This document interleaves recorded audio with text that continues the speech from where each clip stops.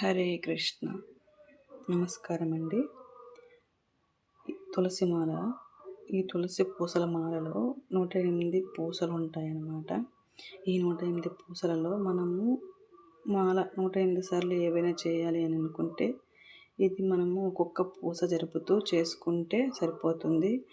ఓం నమః శివాయ అనే మంత్రమైనా సరే, ఏదైనా దేవుడి మంత్రమైనా సరే, నేనైతే హరే కృష్ణ హరే కృష్ణ కృష్ణ కృష్ణ హరే హరే, హరే రామ రామ రామ హరే హరే అనే మంత్రాన్ని 108 సార్లు 2 టైమ్స్ అయితే చేస్తుంటాను. కాబట్టి ఇది తీసుకున్నాను.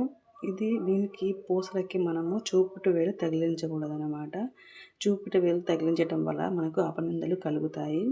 అలాగే దీనిని మనము ఎవరికి కనిపించకుండా లోపల ఒక బ్యాగ్ లాంటిది తీసుకొని లోపల దాచుకొని మాల అనేది చేసుకోవాలి.